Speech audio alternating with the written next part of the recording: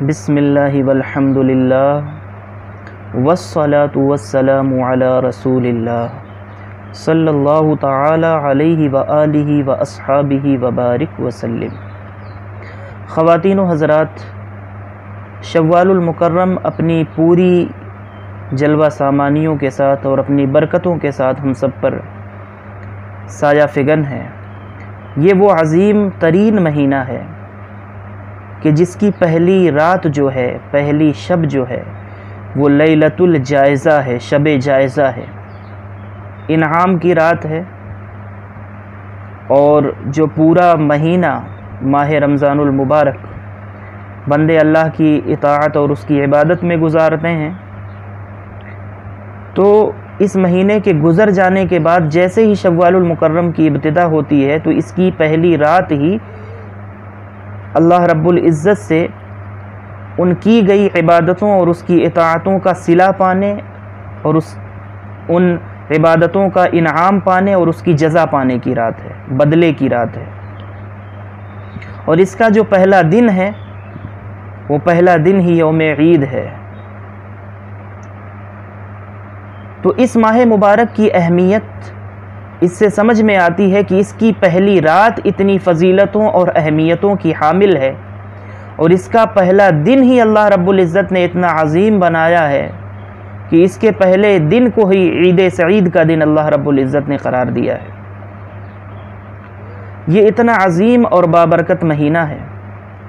لیکن ہم اپنے معاشرے کا جب جائزہ لیتے ہیں، بلکہ اب یہ چیزیں ہمارے معاشرے میں عام ہیں، ہم یہ دیکھتے ہیں، ملاحظہ کرتے ہیں کہ جیسے ہی ماہ رمضان المبارک کی آمد ہوتی ہے، لوگ اور مسلمان اللہ رب العزت کی جانب رجوع کرتے ہیں، توبہ کرتے ہیں اپنے گناہوں سے اور اللہ کی اطاعت اور اس کی عبادت میں لگ جاتے ہیں، مصروف ہو جاتے ہیں۔ اور یہ پورا مہینہ ان کا یہ معمول رہتا ہے، جنہیں اللہ تعالیٰ توفیق عطا فرماتا ہے۔ لیکن جوں ہی یہ ماہ رمضان المبارک ہمارے درمیان سے رخصت ہوتا ہے، تشریف لے جاتا ہے، اور ماہ شوال المکرم کی آمد ہوتی ہے، تو شوال المکرم کے آمد کے ساتھ ہی جو بندے اللہ کی بارگاہ میں رجوع کرتے ہیں، توبہ کرتے ہیں، گویا کہ وہ اقرار کرتے ہیں اس کی بارگاہ میں حاضر ہو کر کے کہ جو نافرمانیاں ہو گئیں، لیکن اب ہم تیری نافرمانیاں نہیں کریں گے، اب ہماری زندگی تیری اطاعت اور تیری عبادت میں گزرے گی۔ یہ اقرار شوال المکرم کا چاند نظر آتے ہی ٹوٹ جاتا ہے، اور لوگ بھول جاتے ہیں اللہ کی اطاعت کو اور دوبارہ سے بھول جاتے ہیں اس کی عبادت کو، مساجد کے راستے بھول جاتے ہیں لوگ۔ جن جگہوں پر عبادتیں کر رہے ہوتے ہیں اس طرح کے رمضانی مسلمان اور وقتی مسلمان، وہ جگہیں اللہ رب العزت سے شکوہ کر رہی ہوتی ہیں۔ جن مساجد کا یہ رخ کرتے ہیں وہ مساجد مرثیہ خواہ ہوتی ہیں۔ اس طرح کے وقتی مسلمان، اس طرح کے رمضانی مسلمان کہ جو خاص وقتوں میں، خاص دنوں اور مہینوں میں اللہ کو پہچانتے ہیں اور اس کی بندگی کی جانب توجہ کرتے ہیں، اور خاص ایام اور خاص مہینوں میں اللہ رب العزت کی جانب رجوع کرتے ہیں، یا ان پر کوئی مصیبت آ جائے تو اللہ رب العزت کو پہچاننے لگ جاتے ہیں، ایسے وقتی مسلمانوں کے لیے کہ جو اللہ رب العزت کے گھر کو، مساجد کو ایک مہینے کے لیے تو آباد کرتے ہیں، اور اس کے بعد سے پھر ان مساجد کا اور اللہ کے گھروں کا حق ادا نہیں کرتے اور بھول جاتے ہیں، ان اللہ کے گھروں کے راستے کو بھول جاتے ہیں، تو پھر وہ مسجدیں کیا کر رہی ہوتی ہیں۔ علامہ اقبال رحمۃ اللہ تعالی علیہ نے اسے اپنے ایک شعر میں یوں بیان فرمایا ہے کہ مسجدیں مرثیہ خواہ ہیں کہ نمازی نہ رہے، مسجدیں مرثیہ خواہ ہیں کہ نمازی نہ رہے، یعنی وہ صاحب اوصاف حجازی نہ رہے۔ مسجدیں مرثیہ پڑھ رہی ہوتی ہیں ان نمازیوں پر، وقتی نمازیوں پر اور رمضانی نمازیوں پر، وقتی مسلمانوں پر، رمضانی مسلمانوں پر۔ تو ایسے بندوں کا عمل یہ بتلاتا ہے کہ گویا کہ یہ رحمان کے بندے نہیں ہیں، یہ رمضان کے بندے ہیں، جبکہ ہر مومن یہ جانتا ہے کہ وہ صرف اور صرف اپنے رب کی بندگی اسے کرنی ہے، اور وہ رحمان کا بندہ ہے، رمضان کا بندہ نہیں ہے۔ لیکن ہمارا عمل اور ہمارے معاشرے کی اکثریت کا جو عمل ہے وہ یہ بتلاتا ہے کہ رمضان میں اللہ کی عبادت کرنا، رمضان میں اللہ کی اطاعت کرنا، اور رمضان میں مسجدوں کو آباد کرنا، اور پھر شوال کا چاند طلوع ہوتے ہی پھر سے اپنی پرانی روش پر آ جانا، گویا کہ یہ بتلاتا ہے، یہ ان کے عمل سے ظاہر ہوتا ہے کہ شاید یہ رمضان کے بندے ہیں۔ جب رمضان آیا تو یہ اپنی بندگی میں لگ گئے، اور جب جیسے ہی رمضان گزر گیا تو یہ اس کی بندگی کو چھوڑ کر کے پھر اپنی پرانی روش پر آ گئے۔ تو ہونا یہ چاہیے کہ جب رحمان کے بندے ہیں تو رحمان ہمیشہ ہے، اور ہم جب تک ہماری آخری سانس چلتی رہے ہم اس رحمان کی بندگی کا حق ادا کرتے رہیں۔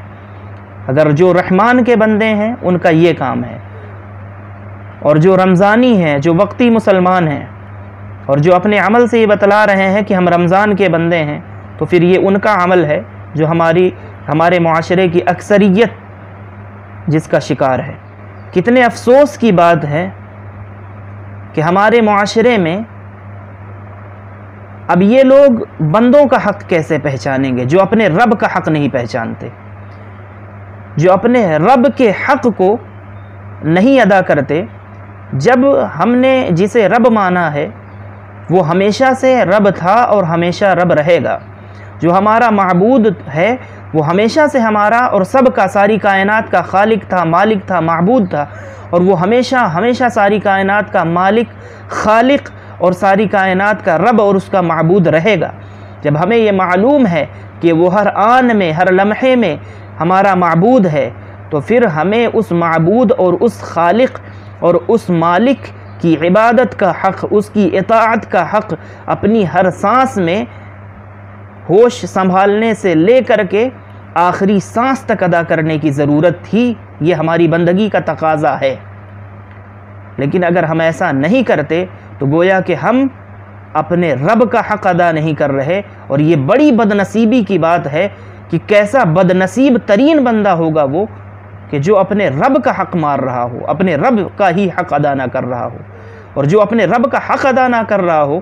پھر وہ کیسے اس رب سے کسی رحم کی امید کر سکتا ہے۔ سورۃ البقرہ کی آیت نمبر 182 ہے، جس میں اللہ رب العزت نے اس ماہ مبارک میں جو روزے فرض کیے ہیں ان روزوں کی فرضیت کی اہمیت کو اجاگر کیا ہے، اور وجہ سمجھائی ہے کہ آپ کو روزہ کیوں رکھوایا جا رہا ہے۔ جس میں اللہ رب العزت نے جو روزے فرض کیے ہیں اس میں روزوں کو فرض کرنے کی جو حکمت ارشاد فرمائی ہے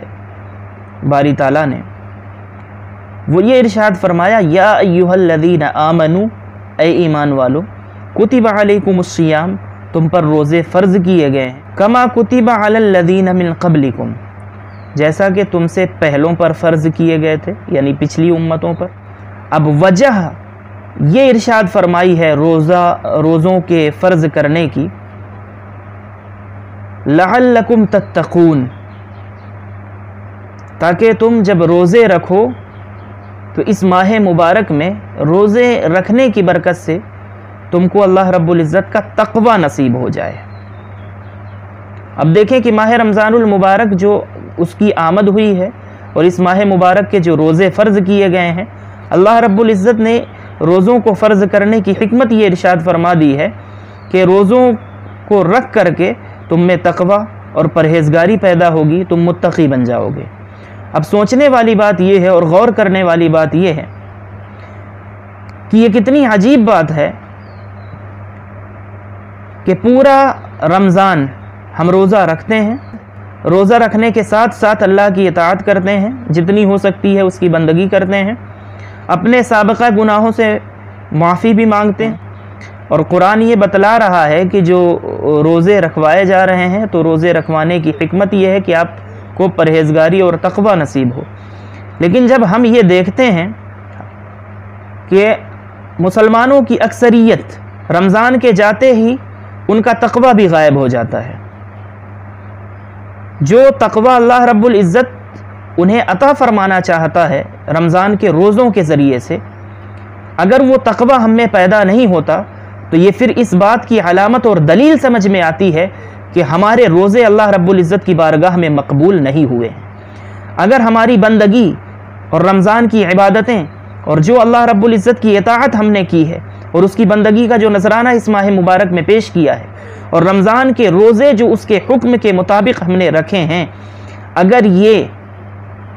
اس کی بارگاہ میں مقبول ہوتے تو ہم متقی بن چکے ہوتے رمضان کے گزرنے سے پہلے۔ اور عید آتے ہی، شوال المکرم کا چاند طلوع ہوتے ہی ہم عملاً اس کی بغاوت نہ کرنے لگ جاتے، اس کی اطاعت سے منہ نہ موڑ لیتے، اس کی نافرمانیوں میں مبتلا نہ ہو جاتے۔ شوال المکرم کے آتے ہی اتنا بابرکت مہینہ ہے کہ جس کی پہلی شب اتنی عظمت والی ہے کہ انعام والی رات ہے، لیلۃ الجائزہ ہے، پہلا دن عید سعید ہے، اس کے باوجود حالت یہ ہوتی ہے اس شوال المکرم کا چاند طلوع ہوتے ہی ہم اس کی بندگی بھی بھول جاتے ہیں،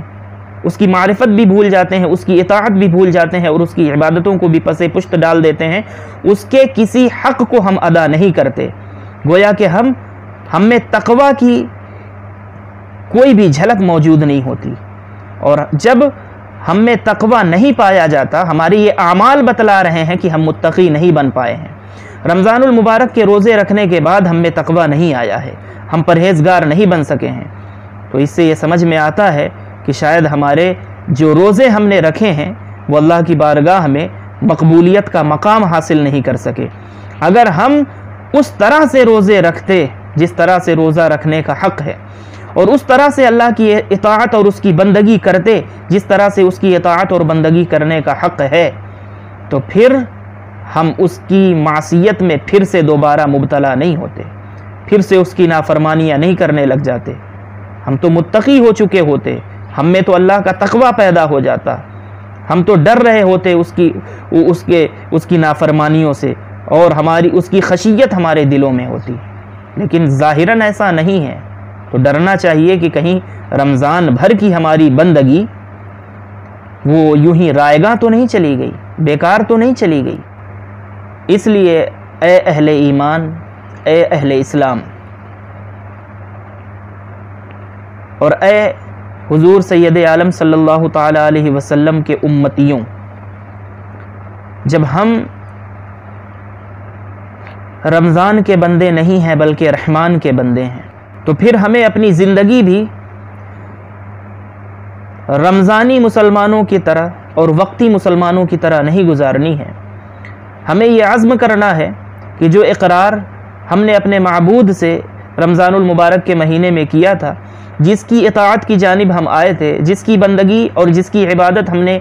رمضان المبارک کے پورے مہینے ہم نے کی ہے، جس کے لیے روزے رکھے ہیں، جس کے لیے نمازیں پڑھی ہیں، وہ نمازیں اب بھی فرض ہیں، وہ عبادتیں اب بھی فرض ہیں۔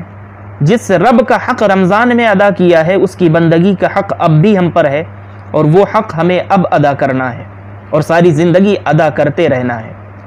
تو پھر ہمیں یہ تہیہ کرنا ہوگا کہ ہمیں اپنی زندگی وقتی مسلمان کی طرح نہیں گزارنی ہے، رمضانی مسلمان کی طرح نہیں گزارنی ہے، بلکہ ہمیں اپنی زندگی ایک حقیقی مسلمان کی طرح گزارنی ہے، ہمیں اپنی زندگی دائمی مسلمان بن کر کے گزارنی ہے، ہمیں اپنی زندگی ہر نفس اور ہر سانس میں مسلمان بن کر کے گزارنی ہے۔ اس طرح سے ہمیں اپنی زندگی گزارنے کا عزم مصمم کرنا ہوگا، پختہ ارادہ کرنا ہوگا، عہد کرنا ہوگا اپنے رب کے ساتھ، اور نبھانا ہوگا اس عہد کو، اور اس عہد کے ساتھ وفا کرنا ہوگا جو عہد ہم نے اپنے کریم رب سے رمضان المبارک میں کیا ہے یا رمضان المبارک کی آمد سے قبل کیا ہے۔ اسی لیے اب ہمیں اس چیز پر دھیان دینا ہے کہ ہمیں رحمان کا بندہ بن کر کے ساری زندگی گزارنی ہے، اور جب ہم اپنے آپ کو اس کا بندہ کہتے ہیں، اس کا عبد کہتے ہیں، تو اس کی بندگی کا تقاضا کیا ہے، اسے قرآن مقدس سے ہمیں دیکھ کر کے اور سمجھ کر کے اپنی زندگی قرآن کی تعلیمات کے مطابق گزارنی ہے، اپنی مرضی کے مطابق نہیں کہ رمضان ہم نے گزار لیا اور اس کے بعد سے پھر اپنی مرضی پر آ گئے، نہیں، جس طرح سے رمضان ہم نے اللہ کی مرضی کے مطابق گزارا ہے، روزہ رکھا ہے اس کی مرضی کے مطابق، حق ادا کیا ہے اس کی بندگی کا رمضان میں، جو بھی ہم سے ہو سکا، ٹوٹی پھوٹی ہی بندگی صحیح، لیکن ایک انسان کے بس میں اور اس کی بساط میں جتنا کچھ ہے اتنا ادا کرنے کی کوشش اگر کی ہے ہم نے، تو ہمیں آگے کی ساری زندگی کے لیے یہ تہیہ کرنا ہوگا، اپنے آپ سے وعدہ کرنا ہوگا اور اپنے رب سے یہ اقرار کرنا ہوگا کہ مالک تیری تعلیمات کے مطابق اور تیرے فرمان کے مطابق اور تیرے حقوق کو ادا کرتے ہوئے اب یہ زندگی گزرے گی ہماری۔ اب یہ دیکھیں سورہ آل عمران ہے، سورہ آل عمران کی آیت نمبر 79 ہے، اس میں اللہ رب العزت نے فرمایا کونوا ربانیین، اللہ والے بن کر کے زندگی گزارو، اللہ والے بن جاؤ۔ تو یہ ہمارے لیے مشعل راہ ہے یہ آیت کریمہ،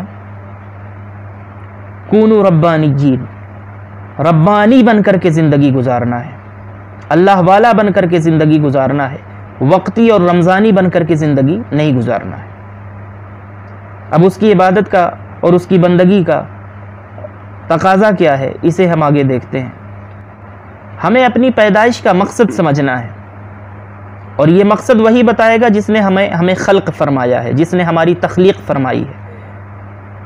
اب ہم اس سے پوچھیں کہ مالک ہمیں کیوں پیدا کیا گیا ہے، تو وہ ارشاد فرماتا ہے، یہ سورہ مبارکہ الذاریات کی آیت نمبر 56 ہے، آیت نمبر 56 ہے، جس میں اللہ رب العزت نے تمام انسانوں اور تمام جناتوں کی تخلیق اور ان کی پیدائش کا بنیادی مقصد بیان فرمایا ہے۔ چنانچہ ارشاد فرمایا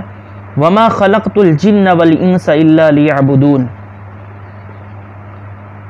کہ میں نے تمام جنات اور تمام انسانوں کی تخلیق صرف اور صرف اپنی بندگی کے لیے کی ہے، صرف اس لیے پیدا کیا گیا ہے ہمیں کہ ہم اپنے رب کی بندگی کریں، اپنے رب کی عبادت کریں۔ جب ہمیں اس کی بندگی اور اس کی عبادت کے لیے پیدا کیا گیا ہے تو ہمیں یہ سمجھنا چاہیے کہ ہمیں ہماری جو پوری زندگی ہے، ہمیں اپنی پوری زندگی میں اگر ہم نے اسے رب مانا ہے، ہم اس پر ایمان لے کر کے آئے ہیں، تو جسے ہم اپنا رب مانتے ہیں، ہم جس پر ایمان لے کر کے آئے ہیں، تو اس رب کا حق ساری زندگی ہم پر رہے گا، آخری سانس تک رہے گا۔ تو ہماری ڈیوٹی یہ ہے، ہماری ذمہ داری یہ ہے کہ وَمَا خَلَقْتُ الْجِنَّ وَالْإِنسَ إِلَّا لِيَعْبُدُونَ کے تحت ہمیں اپنی ساری زندگی اللہ کی اطاعت، اس کی بندگی اور اس کی عبادت میں گزارنی ہوگی، تب ہم اس کی بندگی اور اس کی عبادت کا حق ادا کرنے والے کہلائیں گے۔ اور اگر ہم ایسا نہیں کرتے، صرف رمضانی مسلمان بن کر کے اپنی زندگی گزارتے ہیں، وقتی مسلمان بن کر کے اپنی زندگی گزارتے ہیں کہ جب کوئی مصیبت آ جائے تو رب کو پہچان لیا، تب اسے یاد کر لیا، یا کوئی خاص دن مہینہ آ جائے، کوئی خاص وقت آ جائے، کوئی خاص رات آ جائے تو اپنے رب کے حضور کھڑے ہو گئے، اس کی عبادت کر لی اور پھر اس کے بعد سے پھر اسے بھول گئے، تو اس طرح سے بندگی کا حق ادا نہیں ہوگا۔ رب تبارک و تعالی نے ہمیں پیدا ہی اپنی بندگی کے لیے اور اپنی عبادت کے لیے فرمایا ہے، تو اب اس کی جو بندگی ہم پر لازم ہے، جو عبادتیں ہم پر فرض ہیں اور لازم ہیں، وہ ہم جب ادا کریں گے ان عبادتوں کو، تب ہماری بندگی اور ہماری عبادت اور عبدیت کا حق، ہماری بندگی کا حق ادا ہوگا۔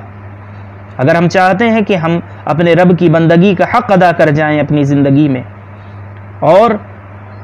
اس کے سچے عبد ہونے کا ثبوت دے جائیں اپنی زندگی میں، تو ہم پر لازم ہے کہ ہم رمضانی بن کر کے نہیں، حقیقی مسلمان بن کر کے زندگی گزاریں۔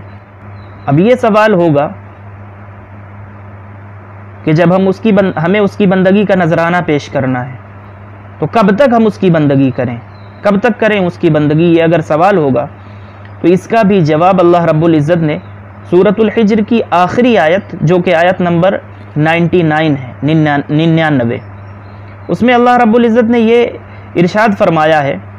پہلے تو یہ بتلا دیا ہے کہ ہم نے تمہاری تخلیق جو کی ہے، تمہاری تخلیق کا مقصد یہ ہے کہ تم میری بندگی کرو، اللہ کی بندگی کرتے ہوئے ہمیں زندگی گزارنی ہے، اس لیے ہمیں پیدا کیا گیا ہے۔ اور یہ بندگی کرنا کب تک ہے؟ اللہ رب العزت نے ارشاد فرمایا وَعْبُدْ رَبَّكَ حَتَّى يَأْتِيَكَ الْيَقِينُ، اس وقت تک اپنے رب کی بندگی کرو جب تک موت نہ آ جائے، یعنی مرتے دم تک اللہ کی بندگی کرنا ہے اور اس کی بندگی کا حق ادا کرتے رہنا ہے جہاں تک ہو سکے، اپنی عبدیت کا حق ادا کرتے رہنا ہے اور اپنے خالق اور اپنے مالک کی بندگی کرتے ہوئے اپنی زندگی گزارنا ہے یہاں تک کہ موت آ جائے اور موت کا پیغام آ جائے۔ جب تک ہماری روح قبض نہیں ہو جاتی تب تک ہم پر حق ہے کہ ہم اپنے کریم رب کی بندگی کریں اور اس کی بندگی کا حق ادا کرنے کی کوشش کرتے ہوئے زندگی گزاریں۔ تو یہ آیت پاک بھی یہ بتلا رہی ہے کہ ہمیں اللہ کی بندگی کرنی ہے تو موت تک کرنی ہے، آخری سانس تک کرنی ہے، صرف رمضان میں نہیں کرنی ہے، کسی خاص رات میں نہیں کرنی ہے کہ صرف شب قدر میں ہمیں عبادت کرنی ہے، صرف شب برات میں ہمیں عبادت کرنی ہے، شب معراج میں کرنی ہے، یا ایسے جو خاص دن یا خاص راتیں یا خاص وقت یا مہینہ آتا ہے تو اس میں ہم بندگی کریں۔ نہیں، قرآن پاک سے ہمیں پوچھنا ہوگا، جب ہم اس کے بندے ہیں اور اس کی بندگی کرنا چاہتے ہیں تو وہ بندگی کرنی کیسی ہے یہ بھی تو وہی رب بتائے گا۔ تو اس نے بتلا دیا وَعْبُدْ رَبَّكَ حَتَّى يَأْتِيَكَ الْيَقِينُ، آخری سانس تک اور موت تک اپنے رب کی بندگی کرتے رہو، عبادت کرتے رہو اس کی، جو عبادتیں اس نے لازم کی ہیں، واجب کی ہیں اور فرض کی ہیں۔ اب جب ہم نے اللہ کی عبادت کی ہے پورا مہینہ ماہ رمضان المبارک میں، اور آپ کو اس چیز کی دعوت دی جا رہی ہے کہ ساری زندگی اس کی عبادت کرنی ہے، ساری زندگی اس کی بندگی میں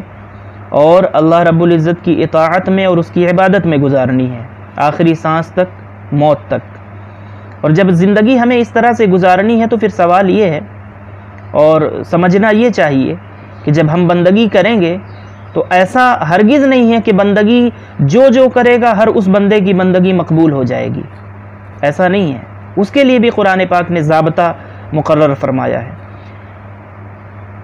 ہر بندہ اپنی بساط بھر، اپنی طاقت بھر، اپنی قوت بھر اور استطاعت بھر بندگی اللہ تعالیٰ کی کرے گا، اس کی عبادت کرے گا اور اس کی اطاعت کرے گا۔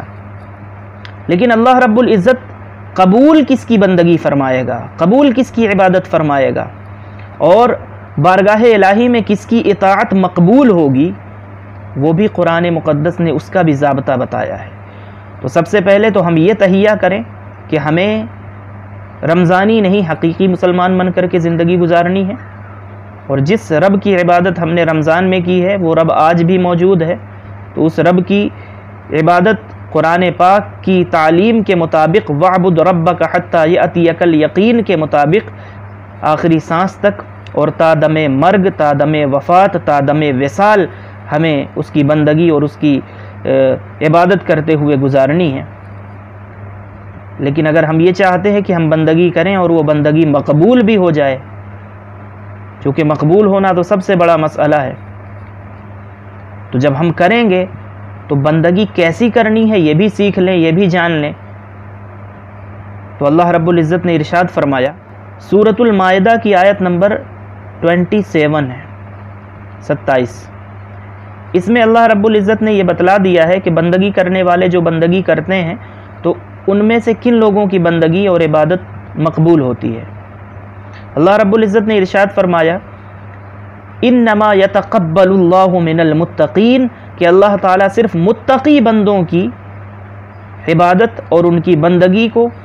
اپنی بارگاہ میں قبول فرماتا ہے۔ اتنی گفتگو کا ماحصل یہ ہے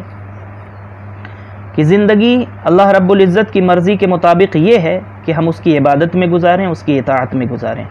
اس کی بندگی میں گزاریں، بندہ بن کر کے، اس کا عبد بن کر کے زندگی گزاریں۔ اور جب ہم بندگی کریں گے تو یہ بندگی مقبول اس وقت ہوگی جب ہم متقی بن جائیں گے، جب ہم اپنے اندر تقوی پیدا کریں گے،